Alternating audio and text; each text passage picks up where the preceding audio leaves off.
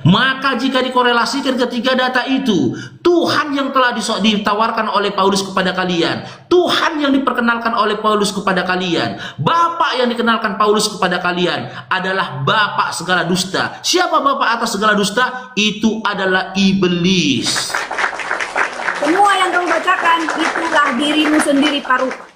Ya Hadi, ya Bashir, ya Tabibi, Nabiullah khairul khalqi jami'an, lahu a'la manasibi wal marati, salatullah subhanallah.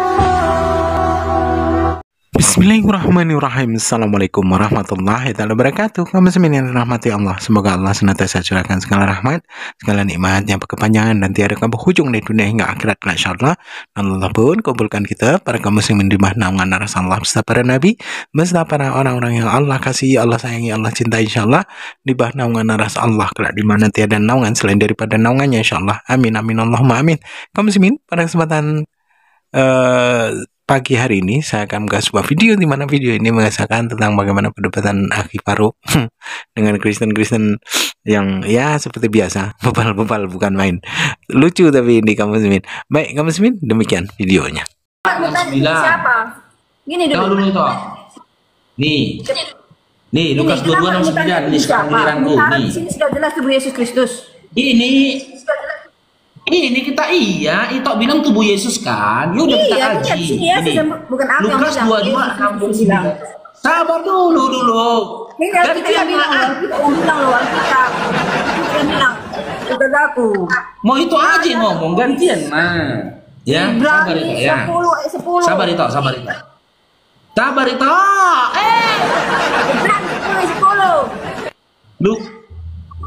Lukas 22:69.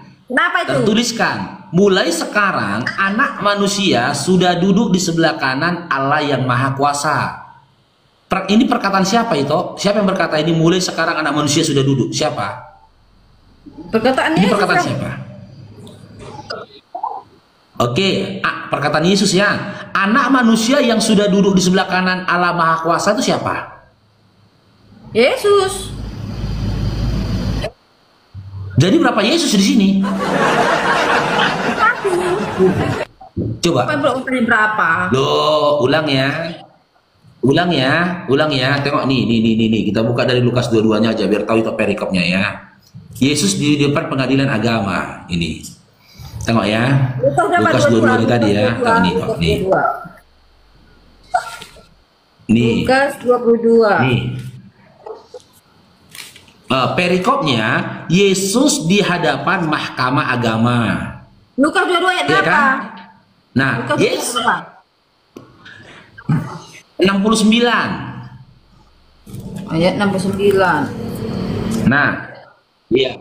Yesus yang berada di depan mahkamah agama ini berkata. Nah, 69-nya dia berkata ini. Apa kata Yesus ini? Mulai sekarang anak manusia sudah duduk di sebelah kanan Allah yang Maha Kuasa. Oke? Ketika Yesus berkata di depan mahkamah agama dengan perkataan mulai sekarang anak manusia sudah duduk di sebelah kanan Allah yang Maha Kuasa, lantas siapa anak manusia yang sudah duduk di sebelah kanan Allah yang Maha Kuasa ini siapa? Ya Yesus. Oke, satu Yesus sudah duduk di sebelah kanan Allah yang Maha Kuasa. Giring mana-mana, nggak usah kau giring opini. Yesus Kristus hanya satu. Itu, simak itu. Itu dia semua. Kita tengok ini. Yesus. Semua dia. Yesus Kristus. Ini Yesus. Penebus yang juru selamat manusia. Yesus Kristus hanya satu. Allah yang hidup, Allah yang benar, Allah yang kudus. Yesus Kristus itu adalah Allah itu sendiri. Itu pelan-pelan itu. Itu jangan jualan di sini toh. Iya, Yesus Kristus itu adalah Allah yang benar. Simak ya. Selain Yesus Kristus itu adalah iblis yang menyamar menjadi Allah. Maaf itu kucing pun nggak percaya dengar perkataanmu. Ya terserah. Anda selamat, Anda tidak percaya, Oke, dengar Anda itu. tidak sah. Titik gitu aja. Nggak percaya itu urusanmu. Bukan Itu urusanku. dengar itu. Iya, itu dengar itu ya. Iya, dengar itu. Ketika Yesus berkata, Nggak usah mulai dibahas, sekarang anak saya manusia sudah tahu. sudah Nggak duduk usah di sebelah kamu kanan Allah yang Maha berargumentasi Kuasa. tentang Yesus itu udah berapa? Yesus cuma satu. Nggak usah dibahas. Iya, kan menurutmu Klik itu satu. bahasa saya sudah tahu. Nggak apa-apa. Yesus hanya satu. Yesus Kristus. Ya, nggak usah kamu teliti Enggak, sekali Pak. dengan ayat itu, dengan perkataan Alkitab atau perkataan di buku, tetapi kami diajari oleh Roh Kudus. Kami berkata Yesus Kristus Tuhan dan Yesus Kristus itu Allah. Tidak.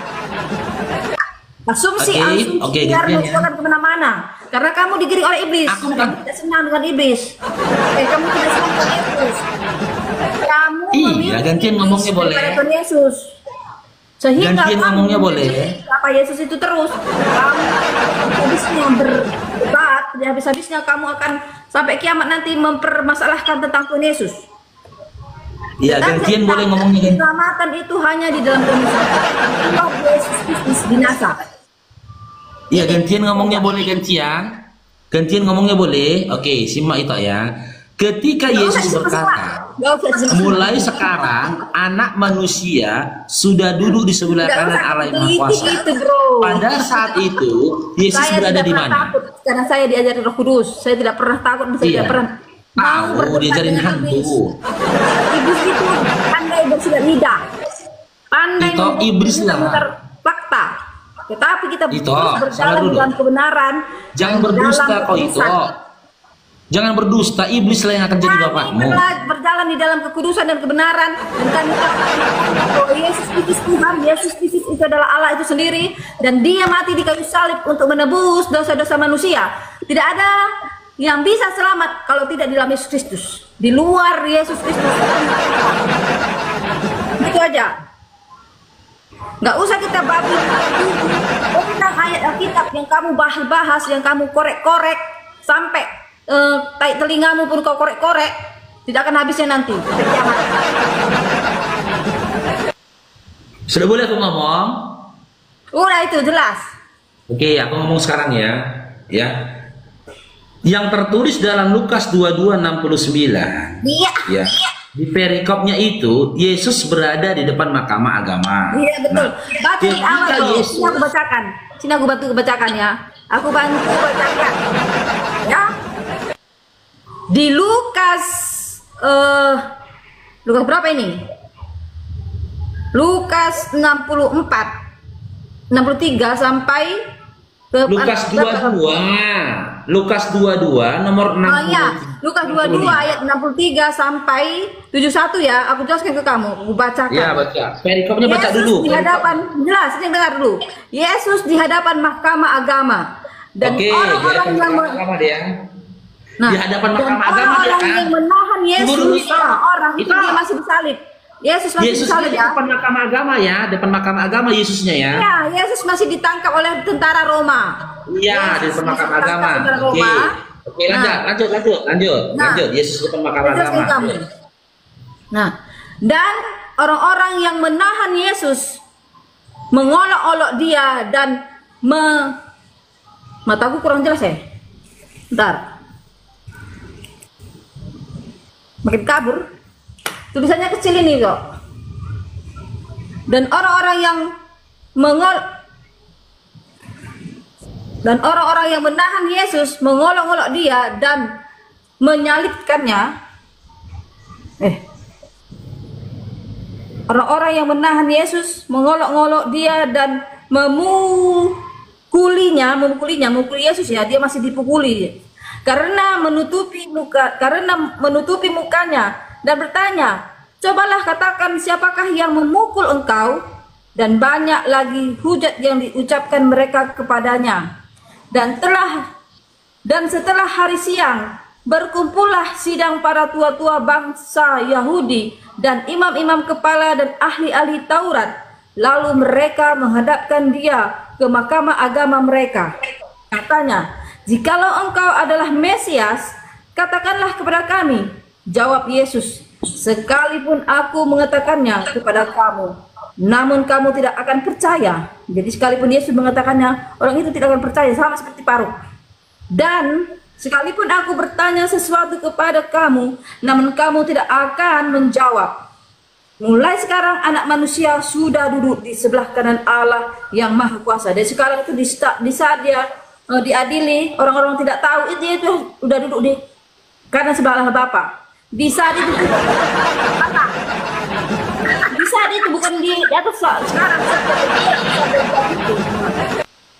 Dan sekalipun aku bertanya sesuatu kepada kamu, kamu akan menjawab. Mulai sekarang anak manusia duduk di sebelah kanan Allah yang Maha Kuasa. Dia itu Allah yang Maha Kuasa sendiri. Dia bersama dengan Allah Maha Kuasa. Maka mereka semua, kata mereka semua, kalau begitu engkau ini anak Allah. Dia bersama Allah Maha Kuasa. Kalau begitu engkau ini anak Allah. Jawab Yesus, kamu sendiri mengatakan bahwa akulah anak Allah. Lalu kata mereka, untuk apa kita perlu kesaksian lagi? Kita ini telah mendengarnya dari mulutnya. Dia disalib karena apa? Orang-orang itu menyalibkan Yesus karena Yesus itu menyamakan dengan Allah. Di sini jelas. Apalagi? Oke, saya tanya sekarang. Sekarang saya tanya itu. Yesus yang mana lagi yang sudah duduk di sebelah kanan Allah yang Maha Kuasa itu? Kenapa kamu pertanyaannya Yesus di mana lagi? Ini jelas dia Yesus sendiri, Allah yang berkata sendiri. Yesus sendiri itu berkata. Itu kan ada Yesus yang tidak ada itu. Ini adalah dia sendiri yang berkata. Dengar ini. Yesus berkata di depan pengadilan agama. Iya. Yesus sendiri berkata di depan pengadilan agama. Ya, dia katakan. Iya, terus dalam perkataannya dia berkata, mulai sekarang Yesus sudah duduk di sebelah kanan Allah yang Maha Kuasa. Tidak ada telunjuknya. Itu menyatakan dirinya sudah duduk di sebelah kanan Allah Bapa. Sekarang aku tanya, ketika berkata seperti itu, Yesus itu berada di depan mahkamah agama atau sudah duduk di sebelah kanan Allah yang Maha Kuasa? Nah, itu dia konteksnya yang kamu tidak mengerti. Kamu pikiranmu terlalu ngawur. Kamu memikirkan Yesus itu terdua. Yesus berkata Yesus itu sudah ada di sorga. Sementara dia berkata. Tetapi ini konteksnya adalah dia berbicara tentang perumpamaan. Dia berbicara tentang apa yang dia alami. Kok perumpamaan pula? Gak perumpamaan itu. Dia bilang Yesus berkata, ya, di depan mahkamah agama. Kata mereka, dia sedikit katanya ini ya. Bahwa Yesus, sekalipun aku mengatakannya kepada kamu, namun kamu tidak percaya. Dan sekalipun aku bertanya sesuatu kepada kamu, namun kamu tidak akan menjawab. Mulai dia di hakimi itu, dia itu sudah duduk di kanan Bapa. Mulai sekarang, aku mulai sekarang ini, aku bersama-sama Allah. Duduk bersama Allah Bapa. Tidak ada dikatakan di surga. Tidak ada dikatakan aku sudah di surga, tidak ada. Dia bilang aku sudah duduk bersama Allah Bapa. Iya, ketika berkata seperti itu, Yesus itu posisinya di depan mahkamah agama atau dia itu termasuk dia di dalam Allah Bapa. Di sebelah kanan Allah Bapa. Dan dia itu Allah Bapa itu sendiri. Sudah jelas dia itu Allah Bapa itu sendiri. Yesus itu Allah Bapa itu sendiri. Gantian kita ngomongnya. Yesus itu Allah Bapa itu sendiri. Ya, Yesus itu Allah Bapa itu sendiri. Jadi dia sudah duduk bersama Allah Bapa itu. Mulai sekarang dia itu duduk bersama Allah Bapa. Dia itu Allah Bapa itu sendiri. Yesus Kristus itu Allah Bapa itu sendiri. Oke, saya tanya, yang berbicara di depan mahkamah agama itu siapa? Itu Yesus, itu Yesus. Oke, yang duduk di sebelah kanan Allah Bapa siapa? Itu juga dia duduk bersama Allah Bapa. Saat itu juga dia sudah bersama Allah Bapa karena dia itu adalah Allah Bapa itu sendiri. Yesus Kristus itu adalah Allah Bapa itu sendiri. Ya, Yesus Kristus itu adalah Allah Bapa itu sendiri. Ya, sabar itu, jangan emosi. Pelan-pelan. Jangan kamu asumsi sendiri. Jangan kamu berpikir. Jangan kamu menuduh Yesus berapa. Yesus Kristus itu ada satu. Yesus Kristus hanya ada satu. Iya, pelan-pelan gantian aku dulu ngomong ya. Yesus Kristus hanya ada satu. Yesus Kristus itu yang satu yang berkata-kata itu adalah Yesus itu sendiri. Udah jelas. Oke. Iya, pelan-pelan itu. Aku tanya ya. Sudah jelas. Yesus itulah yang berkata-kata itu. Yang Yesus itu dia sendiri. Yesus cuma satu. Iya, oke. Udah. Nggak usah kamu berbelit-belit. Nggak usah kamu pandai bersilat lidah. Karena itu adalah pekerjaan iblis. Iblis itu pandai sekali memutar Ya itu Kali kau iblis, kau iblis dalam nama Kristus. Ya. Oke, pelan-pelan itu ya. Jelas. Boleh aku ngomong? Sudah boleh aku ngomong itu? Udah, nggak ada pertanyaan lagi. Jadi sekarang saya sudah jelas. ya. Yesus sudah menjadi Allah Bapa saat itu juga. Yesus Pelan-pelan ya. Sudah boleh aku ngomong itu? Allah Bapa itu sendiri. Gantian itu ngomongnya itu capek kok nanti, itu. Ya, aku sekarang ngomong ya. Oke. Sosok yang dihadapkan di depan mahkamah agama itu siapa? Siapa? Iya, aku dari tadi kau bertanya-tanya mulut belut utakmu. Iya, siapa yang Udah dihadapkan? kau jawab dari tadi, udah berulang-ulang aku jawab. Siapa? Yesus. Ya itu diberkati Allah Bapa itu Bapak. Iya, Allah adalah Allah Bapa itu sendiri. Dari saat Nggak, itu itu juga saya kita bukan sama tanya. Allah Bapa. Itu. Karena dia itu adalah Allah Bapa itu sendiri. Yesus Itu. Kristus itu adalah Allah sendiri. Yesus Ya. Kristus itu Allah Bapa itu sendiri. Inilah dia menyatakan dia sendiri. Ini dia sudah berkata dia itu adalah Allah Bapa itu sendiri. Ya? Sudah jelas dikatakannya di sini, sudah jelas. Mulai saat ini, mulai sekarang anak manusia sudah duduk di sebelah kanan Allah Bapa. Allah Maha Kuasa itu menyatakan dialah Allah itu sendiri. Allah Maha Kuasa itu sendiri. Oke, Yesus sekarang itu adalah Allah Maha Kuasa itu sendiri. Oke, Karena mereka sekarang- karena mereka semua bertanya, berarti kamu anak Allah, katanya mereka itu. Begitulah perkataan itu, sesuai perkataan itu. Lalu mereka tidak mau menerimanya. Lalu apa? Oke, boleh. Lalu kata mereka, untuk apa kita perlu kesaksian lagi? Kata ini telah mendengar dari mulutnya sendiri, dari mulut Yesus sendiri, dari mulutnya sendiri, dari mulut Yesus. Nya itu huruf besar. Setuju, Kak Di sini Devi. sudah dijelaskan. Di sini sudah dijelaskan di ayat 71-nya. Lalu mereka, untuk apa kita perlu kesaksian lagi? Kita ini telah mendengarnya dari mulutnya sendiri, dari mulutnya sendiri. Nya itu huruf besar. Huruf besarnya itu Yesus Kristus. Jadi orang-orang yang di situ sudah mendengar dari mulut Yesus sendiri, dari mulut Yesus sendiri. Jadi nggak usah kamu bertanya siapa Yesus, mana Yesus. Yang kedua, Yesus sudah jelas, sudah dikatakan oleh para imam-imam di situ sudah berkata. Lalu mereka berkata, untuk apa kita perlu kesaksian lagi? Kata ini telah kita dengar. Kata ini telah mendengar dari mulutnya sendiri, dari mulut Yesus. Jadi nggak usah kamu bertanya Yesus itu di mana, Yesus itu di mana. Nya itu dia itu sendiri. Penjelasannya Oke, di ayat 71. Udah boleh aku ngomong itu, Bang Lotus. Sudah 71 itu udah Yaudah, boleh aku penjelasannya. ngomong Nggak usah sekarang. bertanya-tanya. Boleh aku ngomong. Boleh aku Udah. ngomong, udah boleh. Oke, sekarang kita tanya sama itu. Dalam Lukas 22 dari Nggak usah nomor lari kemana-mana. 63 sampai 69 itu, ya, sosok yang dihadapkan di depan mahkamah agama itu siapa? Ya ampun. Otakmu berut, memang kamu buta dan tuli ya. Memang kalian itu buta dan tuli, benar kata Yesus. Iya, siapa? Udah Siapa dijelasin yang dihadapkan di terangnya depan pun mahkamah masih agama siapa? pertanyaannya itu. Yang dihadapkan di depan mahkamah agama itu siapa? Jahit dong diberkati tidak Bunda Phoenix. Ini kisah di Siapa? situ. Ya itu Yesus itu sendiri. Udah Yesus, kesaksian dari ya. orang mahkamah Ya, itu. oke.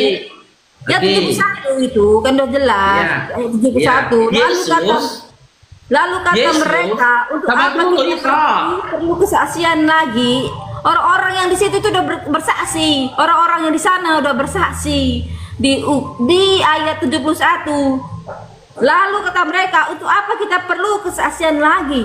Kita telah mendengarnya dari mulutnya sendirinya, itu huruf besar. Oke. Nyanya itu huruf besar, nyanya itu huruf besar ya, nyanya Iya. Yesus. Yesus Iya. itu adalah Allah itu sendiri. Iya. Iya. Yesus. Ya udah, ngapain kamu bertanya? Yesus di mana? Yesus di mana? Yesus di mana? Yesus di situ. Inilah resikonya diskusi sama perempuan, weh. Bertanya tadi Yesus di mana lagi? Sudah jelas di situ di 1 tadi sudah jelas dijelaskan oleh para imam-imam itu. Mereka Iya. sudah mendengar dari mulut Yesus sendiri. Iya. Ngapain kamu Yesus. bertanya? Yesus di mana? Yesus di mana? Pertanyaan apa itu? Iya, bukan aku tanya Yesus di mana, yang kutanyakan, dengar ya itu ya, diam dulu sebentar itu ya boleh, itu Karol, bentar ya dengar ya. Yesus dihadapkan di depan mahkamah agama ketika Yesus dihadapkan di depan mahkamah agama, dalam Lukas 22 nomor 69, Yesus yang di depan mahkamah agama ini berkata, mulai sekarang anak manusia sudah duduk di sebelah kanan Allah yang Maha Kuasa. Sudah duduk di sebelah kanan Allah yang Maha Kuasa. Yang jadi pertanyaan itu, siapa sosok yang sudah duduk di sebelah kanan Allah yang Maha Kuasa itu? Kan udah ku jawab dari tadi 1000 kali udah ku jawab. Siapa? Yesus itu adalah Allah Bapa itu sendiri. Dia sudah bersama-sama dengan Allah Bapa. Tidak. Aku nggak tanya itu.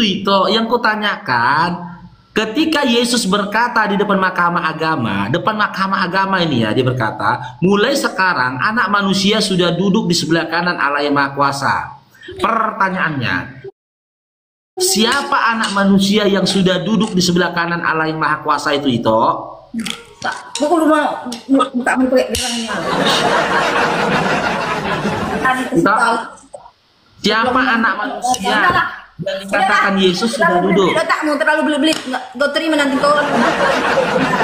Kebenaran itu tidak bisa kamu tangkap karena hatimu kotor. Jadi sekalipun kamu bisa membaca kitab Musa, kamu tidak akan mengerti artinya. Ada selubung. Jadi sejelas-jelas apapun aku menjelaskan tentang ayat Alkitab ini, karena hatimu kotor, tidak akan bisa kau terima. Seperti kata Yesus saat dia di mahkamah agama ini, apapun yang aku katakan, kamu tidak akan mengerti, kata Tuhan Yesus. Waalaikumsalam, Bang Rudi. Ya? Iya, jadi siapa itu? Anak manusia yang sudah duduk bertanya, nggak usah kau bertanya, pertanyaan itu terlalu apa namanya, buta dan tuli. Memang benar kayak gitu ke Tuhan. Iya, terserah apa kau katakan. Dia nggak tahu itu. Kita jelaskan 1000 kali. Jangan kau berdusta itu, jangan kau tutup-tutupi. Ingat kata Yesus dalam Yohanes 8 nomor 44. Itu adalah Allah sendiri. Dia berkata, aku sudah bersama dengan Allah Bapa. Dia sudah duduk dengan Allah Bapa karena dia itu adalah Bapa sendiri. Sudah jelas di ayat berikutnya sebelumnya juga Yesus itu berkata, aku dan Bapa adalah satu. Oke, jadi ada berapa Yesus di situ? Satu Yesus di depan mahkamah agama. Dengar dulu, satu Yesus di depan mahkamah agama. Dengar dulu, ada Yesus yang di depan mahkamah agama, ada Yesus yang sudah duduk di sebelah kanan Allah yang Maha Kuasa. Jadi ada berapa Yesus itu? Otakmu udah benerin otakmu. Ada berapa Yesus di situ? Otakmu aja benerin. Kan itu yang tertulis itu. Jangan melampaui yang tertulis. Baru bisa mengerti. Kamu bertobat dulu. Kamu dibaptis kembali ke jalan yang benar. Karena kamu tersesat kembali ke jalan benar, baru kamu mengerti Alkitab. Ya itu satu Yesus dihadapkan depan mahkamah agama. Jangan kau usah banyak bicara, kamu mulutmu itu terlalu banyak. Yesus itu satu titik. Iya, Lukas 22. Iya, tapi tak usah bertanya iya lagi. Yesus Lukas 22. Yesus satu titik. Ada lagi Lukas. Dalam Lukas 22 nomor 63 sampai 71 dikisahkan Yesus dihadapkan di depan mahkamah agama. Di saat itu dia juga sudah duduk Allah Bapa. Dia karena dia Maha Kuasa, dia Maha Adil. Dia itu adalah satu. Yesus itu sendiri. Yesus Kristus itu adalah Maha Adil. Dia Maha Tahu. Bang Ali Ahmad. Oke, gantian itu ya, biar bernarasi ya. Ya. Nih, kita apa yang dulu dia biar jelas. Dalam Lukas 22 nomor 63 sampai 71, Yesus dihadapkan di depan mahkamah agama. Ketika dia ditanyain dalam depan mahkamah agama, Yesus berkata dalam Lukas 22 69-nya, apa kata Yesus? Mulai sekarang anak manusia sudah duduk di sebelah kanan Allah yang Maha Kuasa. Yang jadi pertanyaannya buat Ito Karolin, ya, ketika Yesus berbicara di depan mahkamah agama dengan perkataan mulai sekarang anak manusia sudah duduk di sebelah kanan Allah yang Maha Kuasa. Lantas siapa anak manusia yang sudah duduk di sebelah kanan Allah Bapa, Allah yang Maha Kuasa yang dikatakan Yesus ketika dia di depan mahkamah agama? Siapa itu? Siapa itu? Itu Karol? Nah, siapa anak manusia? Yesus cuma satu. Yesus, Iya. Yesus bersatu. Yesus Yesus Kristus kan? itu adalah Allah Bapa itu sendiri. Dia sudah bersatu dengan Allah Bapa. Dia Allah Bapa itu sendiri. Teman-teman sudah menyaksikannya, ternyata ada lebih dari satu sosok Yesus. Cair dong diberkati Bang Afi Ahmad. Hidup ini Adalah Allah Bapa itu sendiri. adalah kesempatan. Hidup ini untuk jadi berkat. Jangan sembah manusia, Kau yang menyembah manusia. yang tak bercelana. Yesus itu adalah Allah. Agar Yesus itu adalah Allah itu sendiri. jadi berkat. Selamat nanti masa neraka dari Jadi berkat. Bertobatlah kau itu Karol. Hentikanlah kesesatanmu Aku itu kasih lihat kau. Karol. Janganlah kau ikuti dogma-dogma yang telah dibangun oleh Paulus untuk menyesatkanmu. Ingat itu Karol. Di dalam 2 Tesalonika 2 nomor 11 dikatakan, sebab itulah Allah mendatangkan kesesatan atas mereka, membuat mereka percaya akan dusta. Ciri-ciri kesesatan yang telah disampaikan oleh Allah dalam 2 Tesalonika nomor 2 nomor 11 adalah mereka akan percaya akan dusta. Ciri-ciri dari mereka yang telah disesatkan adalah mereka akan dipaksa percaya akan dusta. Sementara dalam Yohanes 8 nomor 40 sampai 44, apa kata Yesus di situ? Terkhusus dalam Yohanes 8 nomor 44, Yesus berkata, "Jika kamu berdusta, maka iblislah yang menjadi Tuhanmu, karena iblis adalah bapa dari atas segala dusta." Lalu dalam Roma 3 nomor 7, Paulus menyatakan dirinya setelah berdusta dan dia tidak ingin dihukum sebagai seorang pendusta. Dia meminta orang untuk menerima dustanya. Dia meminta orang-orang pada saat itu untuk beriman dengan dustanya. Dia meminta orang-orang pada saat itu untuk mengikuti dustanya. Karena di kalimat berikutnya dia berkata, lantas atas dasar apa aku masih dihukum atas orang yang berdosa? Jelas itu dalam 2 Tesalonika 2 nomor 11 tadi. Di dalam Yohanes 8 nomor 44, siapa-siapa yang percaya akan dusta dan siapa-siapa yang terbiasa atas dusta, maka dalam Yohanes 8 nomor 44 apa kata Yesus? Iblislah yang menjadi Tuhanmu. Maka jika dikorelasikan ketiga data itu, Tuhan yang telah ditawarkan oleh Paulus kepada kalian, Tuhan yang diperkenalkan oleh Paulus kepada kalian, Bapak yang dikenalkan Paulus kepada kalian adalah Bapak segala dusta. Siapa Bapak atas segala dusta? Itu adalah iblis. Semua yang kamu bacakan itulah dirimu sendiri, Paru. Jadi ngaca kau, Paru. Semua yang kamu bacakan itu adalah kamu sendiri. Terima kasih sudah membacakannya. Ya. Terima kasih sudah membacakannya. Jadi kamu berkaca. Itu mental kepada kamu itu mental pada dirimu sendiri tuh. Perkataanmu itu semua adalah untuk dirimu. Maka benarlah apa yang dikatakan Allah di dalam Al-Quran. Percuma kau berikan petunjuk kepada orang yang buta, tuli dan bisu. Faruk, orang-orang kafir itu telah menutup hatinya. Mereka adalah orang-orang yang buta, tuli dan juga bisu. Jika kalian ingin melihat manusia yang hidup di atas bumi ini, berjalan-jalan di atas bumi ini, tidak memiliki petunjuk dan tidak ingin mendapatkan petunjuk, lihatlah si Karol dan juga teman-teman Oten lainnya. Mereka buta, tuli dan bisu. Tak akan bisa kita berikan petunjuk kepada orang buta. Tak bisa juga kita bisa berikan nasihat kepada orang yang tuli. Tak akan bisa juga kita mendengarkan jawaban dari nasihat yang kita sampaikan kepada orang-orang yang bisu. Maka, lanjut Bang Baru, lanjut Bang. Lanjut Bang. Maka nasihat dariku Karol, ya dengarkan nih Karol apa yang kukatakan.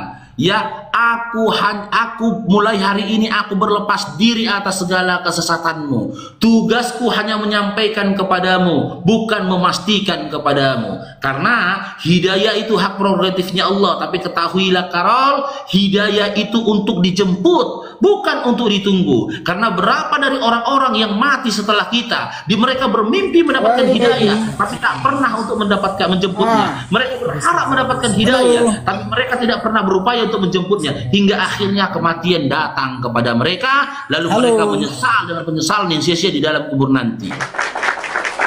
Yo, selamat siang. Halo. Lagi apain?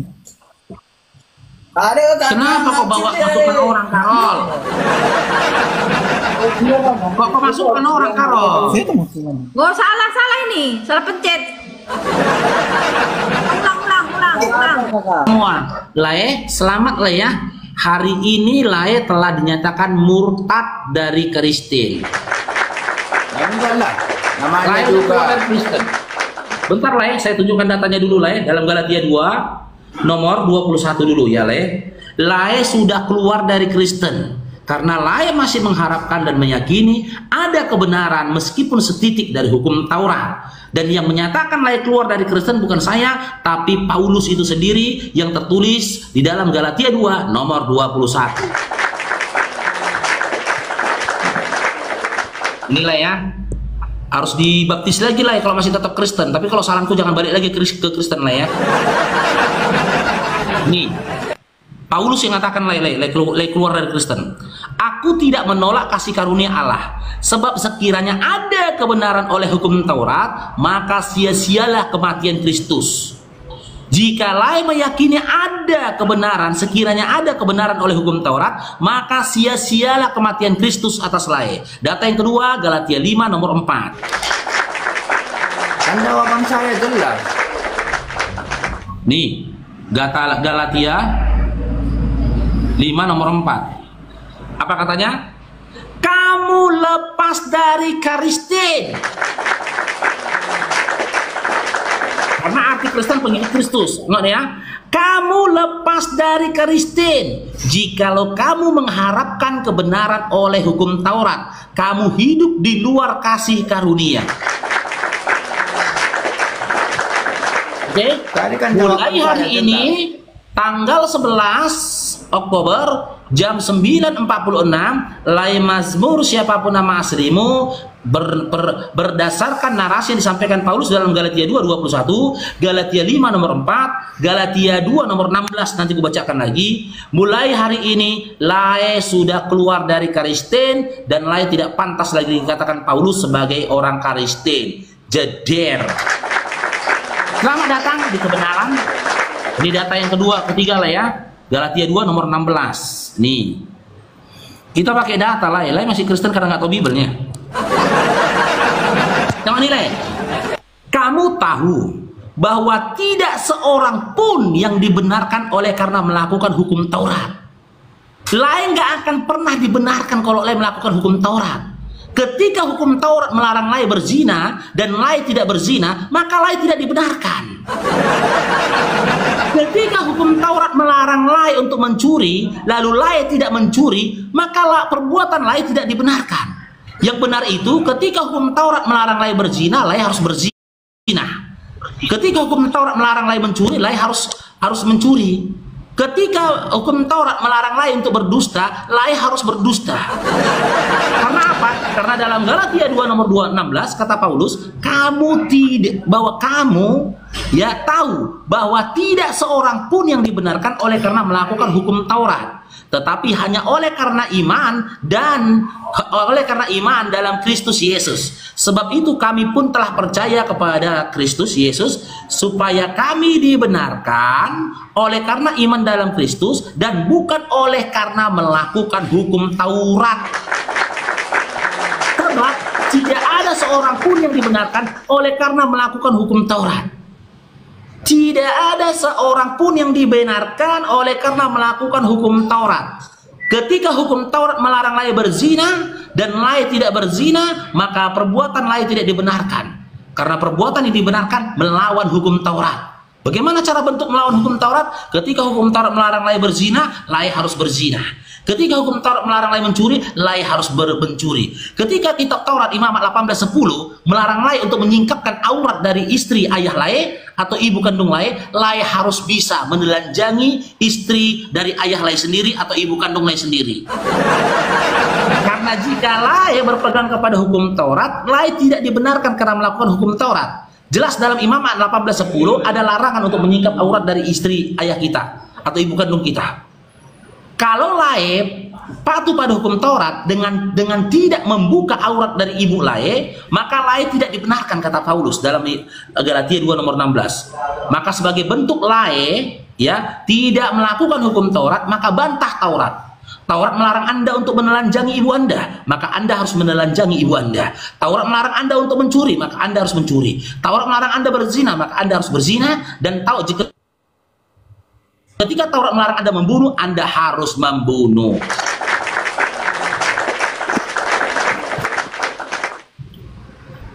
Gimana Lay Mazmur? Saya ulangi lagi. Apa agamamu? Apanya jangan nampak Lay. Rokoknya. Cair dong, diberkatilah Bang Irfan. Apa agamamu Lay Irfan? Tadi jawaban Ya, apa saya kan udah jelas. Apa agamamu Lay Mazmur? Jawaban saya tadi udah jelas. Iya, agamamu apa Lay? Ya KBB lah. Iya, AKBP agama. Kena dia kan. Alah. Mengkonsumsi zat aktif atau bla bla bla bla bla. Ada nggak? Nggak ada. Oke, Bromen, Islam Kristen, Bromen. Kristen, Oke, mau berdiskusi kita Dinda? boleh. Itu mengenai ayat tadi, yang tadi, coba buka ayat yang tadi lah. Ayat Yang mana? Alkitab. Galatia 2:16, Galatia 2:21, Galatia 5:4, yang mana? Yang mengenai hukum Taurat. Iya, semua tentang hukum Taurat itu. Galatia 2 tentang hukum Taurat semua. Jadi Bang Faruk Janipar ya mengenai itu, manusia nggak ada satupun yang tuntas untuk melakukan hukum Taurat. Atau adakah manusia yang tuntas di dunia ini untuk melakukan hukum Taurat? Oke, saya tanggapin ya. Oke. Siapa manusia di dunia ini yang tuntas melakukan hukum Taurat? Saya tanggapin boleh, Dinda? Ya, boleh. Oke. Di dalam Galatia 2 nomor 16 tidak ada narasi mengatakan tidak ada manusia yang tuntas melakukan hukum Taurat atau tidak ada manusia yang mampu melakukan hukum Taurat, tidak ada. Tapi di situ narasinya mengatakan kamu tidak dibenarkan kalau kau berbuat berdasarkan hukum Taurat. Nah, oke, cukup. Ketika kau melakukan, dengar dulu Dinda, ketika kamu melakukan hukum Taurat, ketika Taurat melarang kau mencuri, kau jangan tidak mencuri. Kalau kau tidak mencuri, kau nggak dibenarkan. Yang dibenarkan itu cukup. apa? Kau lakukan sebaliknya dari hukum Taurat, kau mencuri. Kan gitu pemahamannya. Biar saya tanggapi. Dengar. Sabar dulu loh Dinda, ya. Ketika Imamat 18:10 melarang kau menyingkap aurat mamakmu, ya, maka supaya kau tidak membenarkan hukum Taurat, kau harus singkap pakaian mamakmu. Kau harus melihat aurat mamakmu. Faruk Janipar, kalau baca Alkitab itu langsung full. Ini full loh. Ini. Ya. Ini apa katanya terakhir? Tidak ada seorang Tetapi hanya oleh karena iman dalam Kristus Yesus. Iya, dengar bagaimana dulu, iman Dinda. dalam Kristus Yesus? Emangnya kamu tahu iman dalam Kristus Yesus bagaimana? Ya, sebab tidak ada seorang pun yang dibenarkan oleh karena melakukan hukum Taurat. Sekarang saya tanya. Tetapi Dinda, hanya oleh karena iman dalam Kristus Yesus. Bagaimana iman dalam Kristus Yesus? Benar, cukup dengan iman dalam Yesus Kristus kalian dibenarkan. Bagaimana iman dalam Kristus Yesus? Saya tanya, bagaimana iman dalam Kristus Yesus? Nanti dulu ke sana. Kita ke hukum Taurat ini dulu, Dinda. Kita ke hukum Taurat ini dulu. Nah, di sini kan dikatakan sebab tidak ada seorang pun yang dibenarkan oleh karena melakukan hukum Taurat.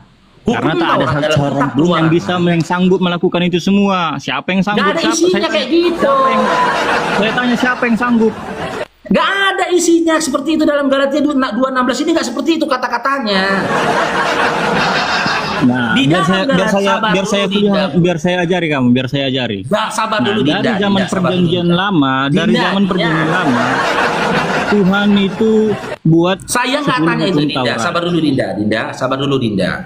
Di dalam Galatia 2:16 ini tidak ada narasi yang menuliskan, ya, tidak ada yang mampu melakukan hukum Taurat, tidak ada. Tapi narasi yang terpenting di sini dikatakan tidak ada seorang pun yang dibenarkan oleh karena melakukan hukum Taurat. Kalau kamu melakukan hukum Taurat, maka kamu tidak dibenarkan, kata Paulus. Nah, untuk memahami ini, saya berikan analogi. Ketika hukum Taurat melarang kau berzina, lalu kamu tidak berzina, apakah kamu benar berdasarkan Galatia 2:16 ini? Tidak. Kau akan disalahkan. Karena apa? Karena kau tunduk patuh dan membenarkan hukum Taurat. Ketika hukum Taurat, ini analoginya sekali lagi, Bromen, nanti kau jawab ya. Ketika hukum Taurat dalam Imamat 18:10 melarang kau menyingkap aurat mamakmu, ya, apa yang kau lakukan? A, tidak menyingkap aurat mamakmu. B, membuka aurat mamakmu. Apa kau lakukan? Oke, saya tanggapi. Ya, silakan dijawab.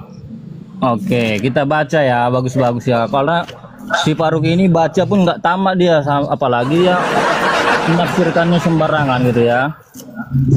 Nah, apakah kan firman Tuhan berkata seperti ini?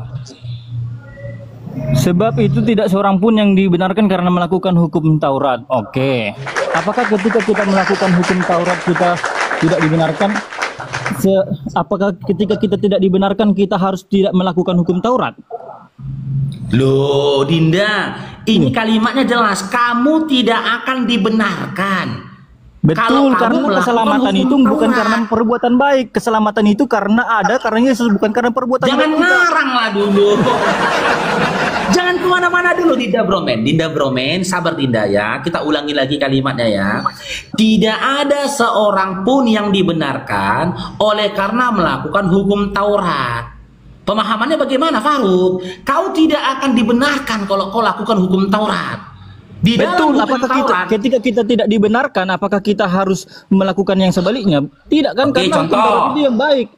Emang di mana firman Tuhan melakukan? Ketika kamu melakukan hukum Taurat, kamu tidak dibenarkan. Tetapi ketika kamu melakukan sebaliknya, kamu akan dibenarkan. Tidak ada dikatakan di firman Tuhan itu. Ketika kita melakukan hukum Taurat dibenarkan, tetapi ketika kita berbuat yang sebaliknya kita akan dibenarkan. Mana ayat-ayat ini? Jangan contoh ini aku berikan analogi kepadamu, Dinda. Ini analogi ya, kata-katanya seperti ini. Tidak ada seorang pun yang dibenarkan oleh karena melakukan Undang-Undang Dasar 1945 di Indonesia. Coba baca ayat 19. Ini analogi dengan bentar 19-nya. Bentar dulu Dinda, ya. Analogi ini dikatakan kau tidak akan dibenarkan ketika kau melakukan ya Undang-Undang 1945 di Indonesia. Nah, suatu ketika dan di dalam undang-undang itu ada larangan. Dilarang menggunakan narkoboy. Apakah dilarang menggunakan hukum Taurat? Saya tanya, apakah itu dilarang menggunakan hukum Taurat? Itu bukan larangan, Faruk. Ini analogi loh. Itu adalah narasi bahwa dalam hukum Taurat itu kita nggak memperoleh keselamatan karena keselamatan itu dari Yesus. Makanya kamu itu jangan comot-comot ayat Alkitab. Di situ tidak ada larangan untuk melakukan hukum Taurat. Sekarang saya tanya, berdasarkan ayat ini, apakah kamu dibenarkan ketika kamu melakukan hukum Taurat? Tidak, karena di ayat 19 dikatakan sebab aku telah mati oleh hukum Taurat untuk hukum Taurat supaya aku hidup untuk Allah. Aku telah disalibkan dengan Kristus. Jadi Yesuslah yang semuanya memberikan keselamatan itu. Jadi hukum Taurat itu nomor kesekian itu hanya moralitas kehidupan Kristen saja, bukan untuk memperoleh keselamatan. Oke, saya ulangi Dinda pertanyaan saya ya. Apakah kamu, Bromen, dibenarkan ketika kamu melakukan hukum Taurat? Apakah ketika kita tidak dibenarkan melakukan hukum Taurat, kita tidak melakukan hukum Taurat? Jangan pertanyaan kau timpal dengan pertanyaan. Kan kamu bertanya, saya tanya dulu kamu. Apakah ketika kita tidak dibenarkan, adakah di situ larangan untuk melakukan hukum Taurat? Oke, saya tanggapin ya. Oke. Berdasarkan Galatia 2 nomor 16 itu, apakah kamu dibenarkan ketika kamu melakukan hukum Taurat? Tidak dibenarkan karena Yesuslah yang membenarkan semuanya. Tapi kata tidak membenarkan ini, apakah itu larangan? Jangan ngarang lah. Apakah itu larangan? Apa itu? Itu kan pemahamanmu juga. Coba baca ayat 19, Faruk. Bukan pemahamanku, tapi pemahaman. Baca ayat 19. Tunggu dulu. Inilah ini. suruh baca ayat 19 nggak mau. Ini cuma comot-comot ayat, satu ayat comot-comot. Kita katakan kalau melakukan hukum Taurat tidak dibenarkan, makanya kita harus sabar, tenang Bro Men, tenang ya. Sebentar makanya ya, makanya dengarkan baik-baik, Faruk. saya narasi Kalau dulu kita boleh? tidak dibenarkan melakukan hukum Taurat, apa Sabar dulu Dinda. Kamu sudah mengakui bahwasanya kamu tidak akan dibenarkan ketika melakukan hukum Taurat. Karena begitulah pernyataan yang disampaikan Paulus dalam Galatia 2 nomor 16 tadi. karena yang membenarkan kami itu adalah Yesus. Yesus membenarkan. Dengar dulu. Nanti kau yang ngomong, dengar dulu. Oleh karena itu, ketika kitab Imamat 18:10 melarang kau untuk menyingkap aurat mamakmu, maka harus kau telanjangi mamakmu. Ketika hukum Taurat melarang kau membunuh, maka kau harus membunuh. Ketika hukum Taurat melarang kau mencuri, maka kau harus mencuri. Ketika hukum Taurat melarang kau untuk berzina, maka kau harus berzina. Kita harus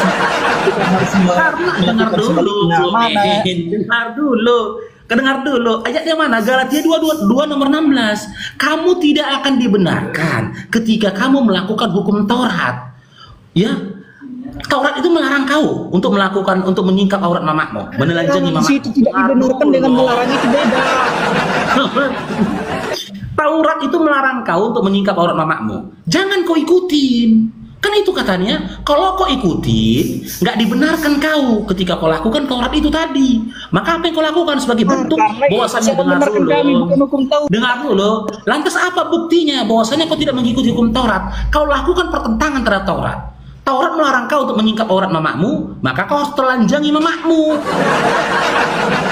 Taurat melarang kau mencuri, maka kau harus mencuri. Salah tafsir, mana ayatnya? Kasih tahu ayatnya. Itu loh Galatia 2 nomor 16 tadi loh Binda. Galatia itu membenarkan, bukan malah menyuruh kita untuk melakukan yang sebaliknya. Ngerti nggak arti tidak membenarkan itu?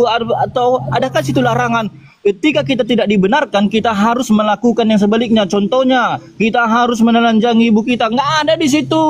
Kita harus melakukan yang sebaliknya. Nggak ada perintah seperti itu, Faruk. Yang melakukan yang dikatakan oleh Tuhan adalah kita ketika melakukan hukum Taurat itu nggak akan menyelamatkan kita, karena yang menyelamatkan kita itu hanya bahasanya loh. Keselamatan. Makanya ayat 19 berkata bahwa nggak gitu bahasanya loh. Oleh hukum Taurat, untuk hukum Taurat supaya aku hidup untuk Allah, aku telah disalibkan dengan Kristus. Karena melalui salib itulah kami dibenarkan, bukan karena perbuatan-perbuatan kami. Bahkan seluruh dunia pun nggak akan ada yang sempurna, Faruk. Karena apa? Setiap manusia pasti berdosa. Makanya cuma Tuhan Yesus lah yang dapat membenarkan kita. Makanya si Faruk ini cuma comot-comot ayat supaya kelihatan hebat, padahal dungu, bodoh, nggak tahu kata-kata membenarkan dengan larangan seperti apa. Oke, boleh saya ngomong sebentar Dinda Bro Men? Dengar Dinda ya. Ketika kamu melakukan hukum Taurat, apakah kamu akan dibenarkan berdasarkan Galatia 2:16 tadi? Apakah kamu dibenarkan ketika melakukan hukum Taurat? Hah? Bro Men? Apakah kata untuk melakukan? Bro Men, apakah kamu dibenarkan ketika kamu melakukan hukum Taurat? Apakah kata membenarkan itu adalah sebuah larangan? Loh, kok pertanyaan kok timbal dengan pertanyaan? Ya kan kamu bertanya, saya bertanya, jawab dulu. Apakah ketika tidak dibenarkan kita dilarang? Ada apa? Saya jawab ya, saya jawab pertanyaanmu ya. Saya jawab ya. Oke. Berdasarkan Galatia 2 nomor 16 tadi, kau tidak akan dibenarkan kalau kau tidak mencuri, kalau kau tidak berzina, kalau kau nggak telanjangi mamakmu, nggak dibenarkan.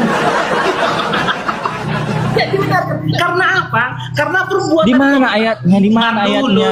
Mana ayatnya? Faruk, kamu comot-comot ayat terus. Bro Men. Karena apa? Karena semua perbuatan itu tadi adalah bahagian dari Taurat. Hukum dalam Taurat. Kau nggak dibenarkan kalau kau melakukan hukum Taurat. Itu loh pemahamannya. Sederhana pemahamannya begini ya. Kau harus menghadirkan sesuatu yang kontradiksi dan berbenturan dengan apa yang tertulis dalam hukum Taurat. Analoginya begini ya. Ketika negara Republik Indonesia melarang kau menggunakan narkoboy, lalu kau tidak gunakan narkoboy, berarti kau patuh kepada Undang-Undang Republik Indonesia. Kau benarkan Undang-Undang Republik Indonesia karena kau ngikut kan? Tidak gunakan narkoboy, tidak berjudi kau. Gitu loh. Tapi ketika kau lakukan hal itu, kau dinyatakan salah, nggak benar kau. Nggak akan dibenarkan kau berdasarkan Galatia 2 nomor 16 tadi. Kembali kepada poinnya dalam Galatia 2 nomor 16. Kamu tidak akan dibenarkan ketika melakukan hukum Taurat. Nah, ketika hukum Taurat melarang kau berzina dan kau tidak berzina, kau nggak dibenarkan. Ketika hukum Taurat melarang kau mencuri, kau tidak mencuri, kau tidak dibenarkan. Ketika kitab Imamat 18:10 melarang kau membuka aurat mamakmu dan kau tidak buka aurat mamakmu, kau juga tidak dibenarkan. Yang dibenarkan itu kau jangan lakukan hukum Taurat. Karena dikatakan sebab tidak ada seorang pun yang dibenarkan ketika melakukan hukum Taurat. Maka supaya kau dibenarkan jangan melakukan hukum Taurat. Jangan melakukan hukum Taurat. Ketika Taurat melarang kau mencuri, kau harus mencuri. Ketika Taurat itu melarang kau berzina, kau harus berzina. Ketika Imamat 18:10 melarang kau mau nyingkap aurat mamakmu, kau harus telanjangi mamakmu. Karena apa? Semua itu dianggap benar perbuatanmu selama kau percaya Yesus mati untuk menebus dosa-dosamu.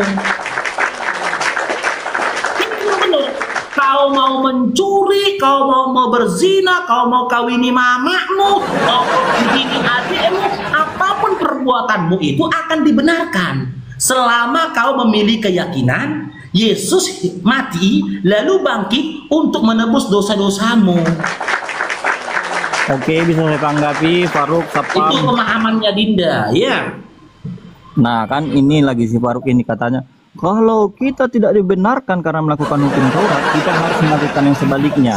Sedangkan penjelasannya bukan seperti itu. Kalau Faruk ini benar-benar baca Alkitab, bisa dilihat juga di pasal yang ketiga Faruk, dibenarkan oleh karena iman. Karena apa? Kalau kita melakukan hukum Taurat, kita nggak memperoleh roh daripada Tuhan.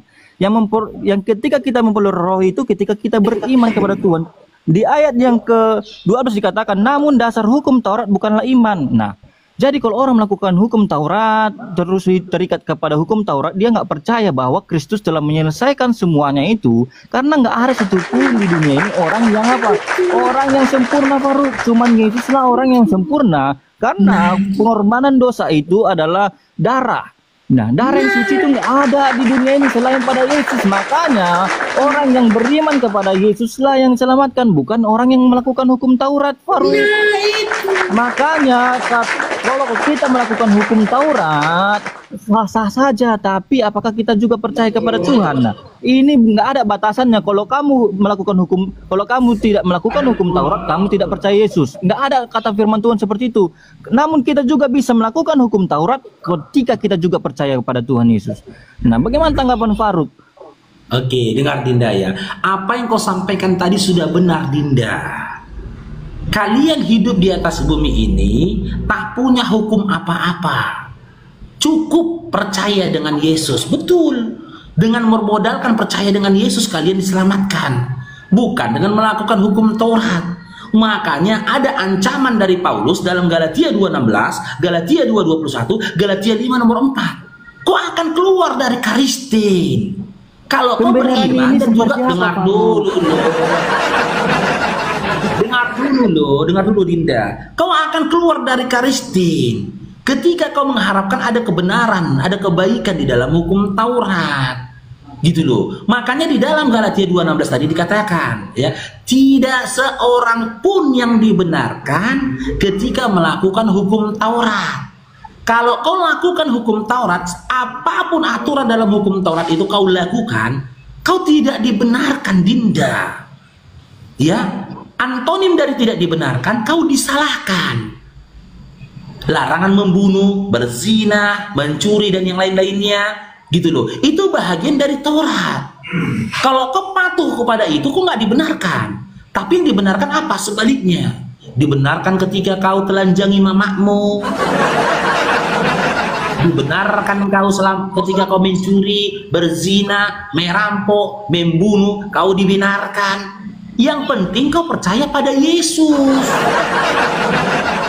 Bukan menjalankan hidupmu sesuai dengan hukum Taurat. Itulah alasan dari Paulus menyatakan hukum Taurat dalam Efesus 2:15 sudah dibatalkan. Yang jadi pertanyaannya, yakin kau bertuhan ketika kau tak punya aturan? Oke, saya jawab ya.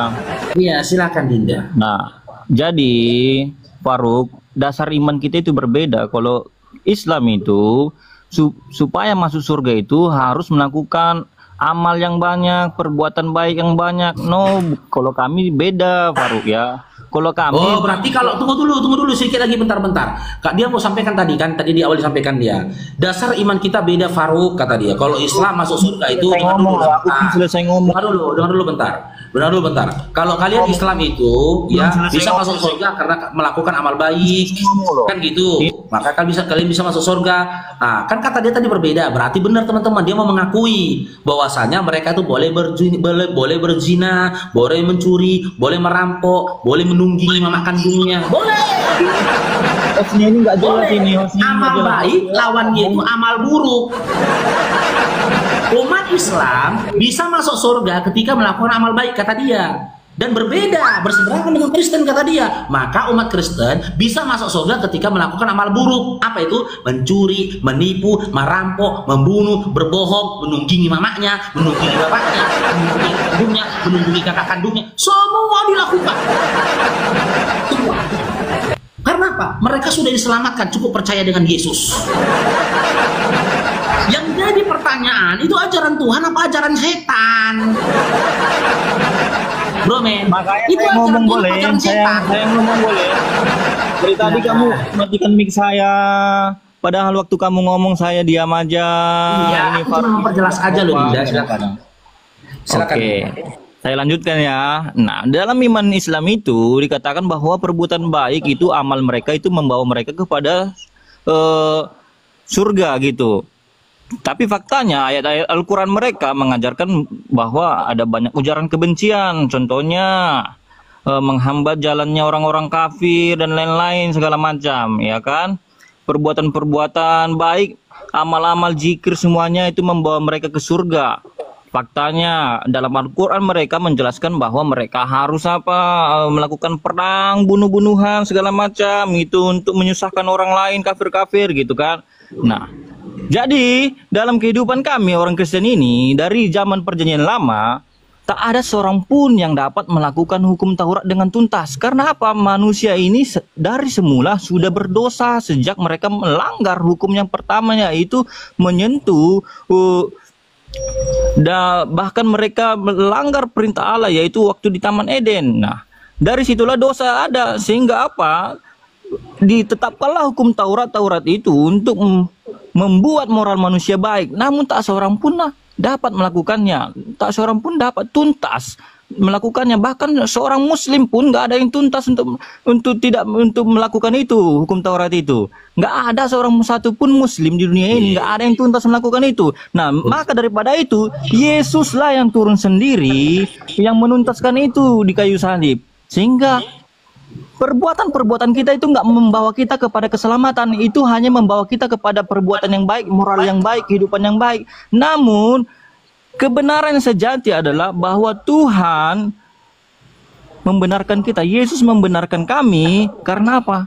Dia sudah menuntaskan itu semua. Makanya di ayat yang pasal yang ketiga di Galatia pasal yang ketiga dikatakan ayat yang ke-11, lagi pula jelaslah tidak ada orang yang dibenarkan di hadapan Allah oleh karena melakukan hukum Taurat, karena orang benar akan hidup oleh iman. Namun dasar hukum Taurat bukanlah iman, melainkan siapa yang melakukannya akan hidup karenanya. Kristus telah menebus kita dari kutuk hukum Taurat dengan jelas, dengan jalan menjadi kutuk karena kita, sebab ada tertulis, terkutuklah setiap orang yang digantung pada tiang kayu. Nah, jadi Yesus telah menyelesaikan semua itu. Nah, keselamatan itu berbeda dengan kehidupan moral yang baik. Keselamatan itu hanya daripada Yesus. Nah, saya tanggapin boleh. Tadi bahwa ketika kita tidak melakukan hukum Taurat, kita menjadi melanggar perintah Allah. No, tidak. Ketika kita melakukan hukum Taurat, memang benar kami tidak dibenarkan, kami tidak diselamatkan oleh hukum Taurat. Karena apa? Yang menyelamatkan kami itulah Yesus. Nah, ketika kita tidak dibenarkan oleh hukum Taurat, apakah kita tidak diperbolehkan melakukan hukum Taurat? No, nggak ada ayat Alkitab yang melarang kita melakukan hukum Taurat, nggak ada itu. Hanya tidak membenarkan. Kata membenarkan ini berbicara tentang keselamatan di surga nanti, penghakiman, Faruk. Begitu. Jangan kamu comot ini. Gantian kita ya, gantian. Saya tanggapin. Dia tadi mengatakan bahwasanya di ajaran Kristen itu tidak ada membunuh, tidak ada berperang, tidak ada ini, tidak ada itu. dengar Dinda, buat kau bromen dan teman-teman Kristen, dengar nih. Sosok yang di depan kalian ini 27 tahun Kristen. Kalau kalian mau framing ke situ, terlalu banyak keburukan kalian di dalam Bible kalian yang bisa kumuntahkan. Kumuntahkan sekarang, terlalu banyak. Bahkan andaikan kalian kasih aku waktu 1 kali 30 bulan, tak cukup waktu itu untuk memuntahkan kejinya ajaran kalian. Wih. Ini buktinya bahwasanya kalian itu hidup bebas tanpa hukum Taurat. Ya, yang pertama, tutorial membenci keluarga. Ya, tutorial membenci keluarga. Di mana tertulis Faruk? Lukas 14 nomor 26.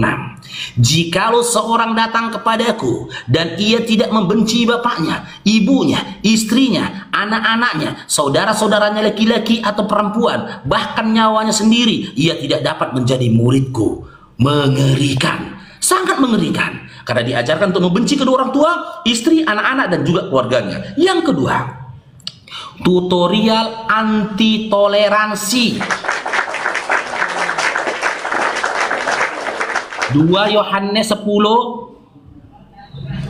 2 Yohanes 1 nomor 10. Nih. Ya, tutorial anti toleransi. Jikalau seorang datang kepadamu dan ia tidak membawa ajaran ini, janganlah kamu menerima dia di dalam rumahmu dan janganlah memberi salam kepadanya. Mengerikan. Yang ketiga, ya, yang ketiga, tutorial jadi pemimpin yang diktator, main bunuh-bunuh saja. Di mana tertulis Faruk? Lukas 19 nomor 27. Gak ada kayak gini dalam Al-Quran. Dalam Quran gak ada, Dinda, ya. Yang sesadis ini gak ada. Kujamin gak ada sesadis ini. Ini. Ya, akan tetapi semua seteruku ini yang tidak suka aku menjadi rajanya, bawalah mereka kemari dan bunuhlah mereka di depan mataku. Tutorial menjadi pemimpin yang diktator, main bunuh-bunuh saja. Yang keempat, tutorial membunuh orang yang tidak perawan lagi. Berarti mama kalian yang sudah tidak perawan harus kalian bunuh. Di mana Faruk? Bilangan 31 nomor 17 sampai 18. Nih, bilangan 31, bilangan banyak kali, Dinda. Yang mau kubuntahkan di sini banyak kali. Kalau masih mempersempit jalan orang kafir, orang Yahudi Allah, masih mempersempit itu, kan gitu. Nih, bilangan 31, 17, 18. Apa katanya? Inilah firman Tuhan. Jadi kalian harus membunuh semua anak laki-laki orang Midian dan juga semua orang dan semua perempuan yang sudah tidak perawan. Tetapi biarkanlah gadis yang masih perawan tetap hidup untuk menjadi istri atau budakmu. Terjemahan sederhana Indonesia, mengerikan. Wanita yang tidak perawan tidak dapat kesempatan hidup. Yang kelima, ajaran genosida, membunuh tanpa belas kasihan. 1 Samuel 15 nomor 3. Nih, kalau ada ayat kayak gini di dalam Al-Quran, tunjukkan. 1 Samuel 15 nomor 3 ini. Ngeri kan di kata-katanya ini, Bang. Makanya saudara kita di Palestina itu kayak gitu nasibnya. Karena didukung sama Oten. Jadi pergilah sekarang, kalahkanlah orang Amalek, tumpaslah segala ada yang ada padanya. Janganlah ada belas kasihan padanya.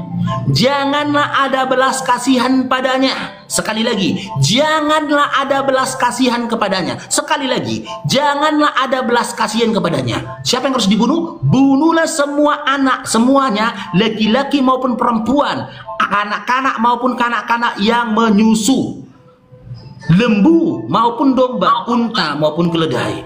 Bahkan anak-anak yang masih menyusu pun suruh bunuh. Hadis, bro. Ini ajaran bro. Saya tanggapi. Dengar dulu bro, Dinda. Dengar dulu, sabar Dinda, ya. Kan aku udah bilang tadi kan, dengar dulu. terlalu banyak ya ajaran yang keji, sadis yang harus kumuntahkan. Itu masih 5. Aku punya data 579 ayat. Ya, aku harap kau tuh sabar karena aku masih punya data berkisar 574 ayat lagi. Ya, lanjut. Di mana lagi tertulis? Sabar kau. Ya, kalau kau mau membawa framing ke situ. Nih, tutorial cara berzinah atau tutorial solusi bagi istri yang ditinggal suaminya keluar kota. Amsal 7 nomor 16 sampai 19. Bagaimana dengan wanita Kristen? Ya, kalau suaminya pergi keluar kota, apa yang mereka lakukan kalau mereka birahi? Inilah yang mereka lakukan. Nih, telah kubentangkan permadani di atas tempat tidurku, kain lenan beraneka warna dari Mesir, pembaringanku telah kutaburi dengan mur, gaharu, kayu manis. Marilah kita memuaskan birahi hingga pagi hari dan bersama-sama menikmati asmara, karena suamiku tidak di rumah, ia sedang dalam perjalanan jauh. Au au au au au au au au. Ini nih. Kalau seorang istri ditinggal jauh oleh keluarganya, ya, oleh suaminya pergi tempat yang jauh, maka istrinya itu melakukan hal ini. Ya, ini yang harus dilakukan, cobalah. Nah, selanjutnya pegangan kau lagi. Nih, kasih kau lagi datanya, ya. Nih, yang tertulis di dalam kitab, ya, dalam Markus 3 nomor 7, tutorial cara merampok yang baik dan benar. Tutorial cara merampok yang baik dan benar. Tetapi tidak seorang pun dapat memasuki rumah seorang yang kuat untuk merampas harta bendanya apabila tidak diikatnya dahulu orang kuat itu. Sesudah itu barulah dapat ia merampok rumah itu. Tutorial cara merampok yang baik dan benar. Ini ajaran apa ini? Ajaran apa ini? Ternyata orang-orang yang merampok itu, mereka tahu cara merampok itu, mereka membaca Bibel.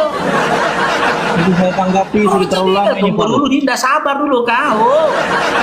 Kan aku udah bilang tadi, sudah terlalu banyak. Kau tadi ada 575 ayat yang mau kutunjukkan sama kau. Masalahnya, Faruk, masalahnya semua ayat yang kau tunjukkan itu nggak benar. Semua ayat yang kau tunjukkan itu adalah bohong. Mau saya buktikan? Mau saya buktikan? Ada datanya loh, kok bohong. Mau saya buktikan nggak? Mau saya buktikan? Kalau mau saya buktikan, diam dulu biar saya yang bicara, oke? Mau saya buktikan? Mau saya buktikan? Ya, coba silakan baca. Kamu mulai dari mana? Mulai dari yang mana? Oke. Coba. Saya mulai dari buka di Bibelmu. Saya mulai dari 1 Yohanes ya. Saya mulai dari 1 Yohanes. Aku tidak ada bicara 1 Yohanes. Yang terbaru kamu tadi bicara 1 Yohanes. Markus 3:27. Baca di Bibelmu. Apakah aku bohong? Memang seperti itu tertulis atau aku bohong? Markus 3 ayat 27 itu berbicara tentang bagaimana kita mengusir iblis, mengusir iblis. Itu nggak bisa. Makanya kamu ini jangan comot-comot ayat satu ayat, Pak Bro.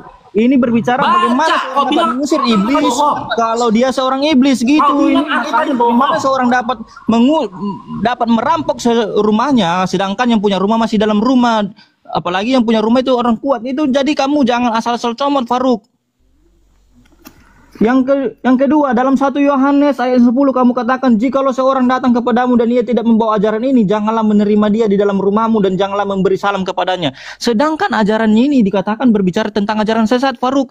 Bagaimana kita dapat menerima ajaran sesat dalam rumah kita, Faruk? Sedangkan kami sudah percaya pada ajaran Yesus. Ajaran Yesus.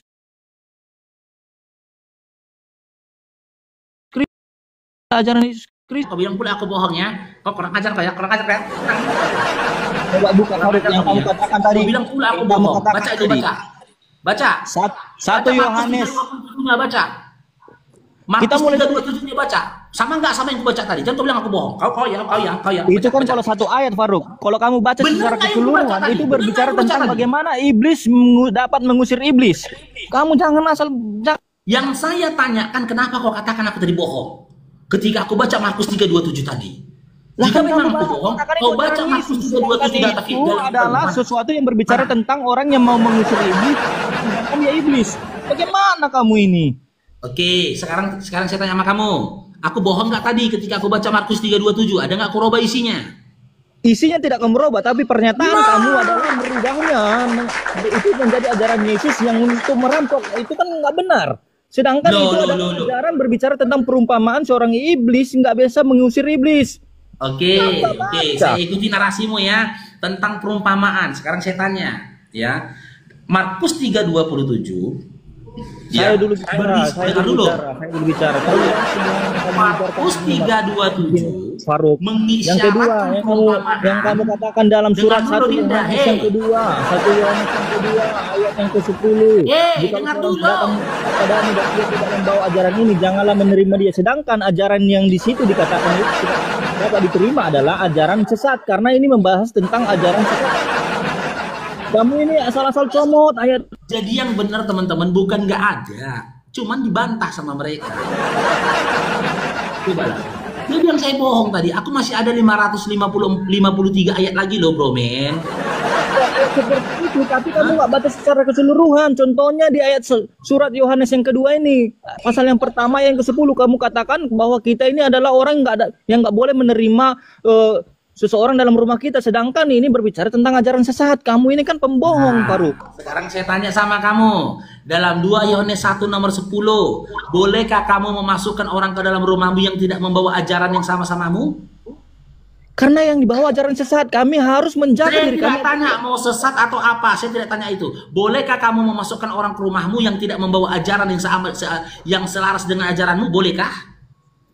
Masalahnya orang yang datang ini mau mendoktrin kita, bukan mau berkunjung, Faruk. Kalau orang yang mau berkunjung, dengar ya, Faruk. Pertanyaanku berdasarkan 2 Yohanes 1 nomor 10. Jika ada orang datang ke itu rumahmu, dia datang mau dan mendoktrin dia- kita membawa ajaran, Dengar dulu, bukan Linda. mau berkunjung, Faruk, bukan Jangan mau ngarang bersilaturahmi, kau.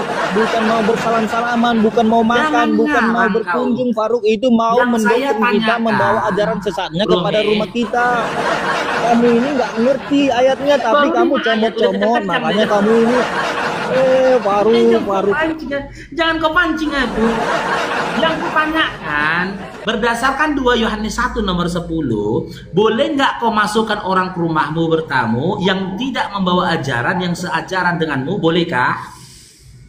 Berdasarkan firman Tuhan yang kami baca, tidak boleh kalau seseorang itu boleh. membawa ajaran sesat, teman-teman ya. membawa ajaran sesat, Teman-teman garis ya. bawahi membawa Radikal ya. ajaran sesat. Artinya membawa ajaran Intoleran. sesat itu mau Ini mendoktrin terbukti kita, dia intoleran. bukan mau bersilaturahmi. Intoleran. Nggak boleh kata dia. Selain Kristen nggak boleh datang ke rumah dia, coba lah. Faruk, bedakan dulu Lain mau Kristen membawa ajaran sesat dengan intoleran, dia bilang. bersilaturahmi. Bedakan dulu bersilaturahmi dengan membawa ajaran sesat ke rumah kita. Membawa ajaran sesat ke rumah kita artinya dia mau mendoktrin kita satu rumah, mau menghapuskan segala prinsip kita kepada Kristus dengan ajaran-ajaran sesatnya seperti kamu ini, Faruk. Artinya kami nggak boleh membawa Faruk ini ke rumah kami karena dia orang sesat. Mengaku 27 tahun tapi ayat Alkitab aja comot-comot. Saya ini udah puluhan Nggak tahun comot-comot dalam loh. Kristen, tapi ayat Alkitab seperti ini saja kamu nggak bisa baca. Artinya kamu itu cuma comot-comot ayat, Faruk. Kamu itu cuma pengajar sesat yang membuat kegaduhan, Faruk.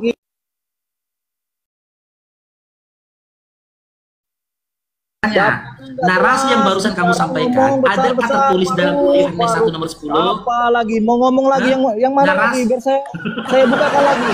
Di dalam Amsal tadi. Tunggu dulu. Narasi yang barusan kamu sampaikan, adakah tertulis di dalam 2 Yohanes 1 nomor 10? Karena tidak ada di situ tertulis jika mereka membawa ajaran yang sesat. Dengar dulu. Nggak ada. Dalam 2 Yohanes 1:10 nggak ada itu. Aku udah 7.777 kali membaca itu. Nggak ada itu. Di dalam 2 Yohanes 1 nomor lagi 10 bohong itu 7.000 kali katanya dia dengar baca itu. Walah. Sabar dulu kau. Di dalam 2 Yohanes 1 Lagi ini nomor dalam 10, kitab Amsal yang pasal ke-7 dengar tadi dulu lah, dikatakan bro. bahwa wanita Sabar itu, dulu. wanita Dengar itu, dulu, jangan wanita komen, itu, jangan wanita, komen. wanita Jangan itu, tajam, wanita bro, itu men. Bro, harus men. membawa Sabar karena dulu. nggak ada lagi. Sabar dulu.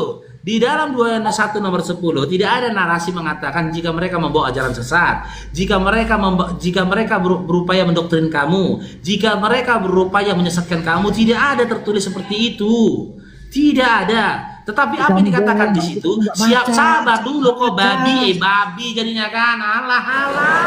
Makanya baca bagus-bagus. Latah aku jadinya kan. Udah turunkanlah moderator, udah latah aku. Udah latah, udah turunkanlah, udah latah. Nah, demikian tadi kamu ini.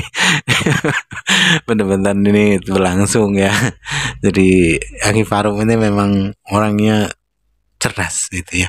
Daya ingatnya kuat dan ketika berdebat sama orang-orang yang nggak pandai berdebat ya langsung direbut. Kenapa?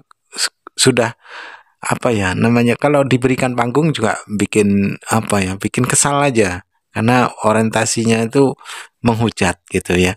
Kecuali kalau memang perang ayat dari ayat per ayat disampaikan, nah itu memang kita harus berikan ruang karena mereka juga punya hak jawab.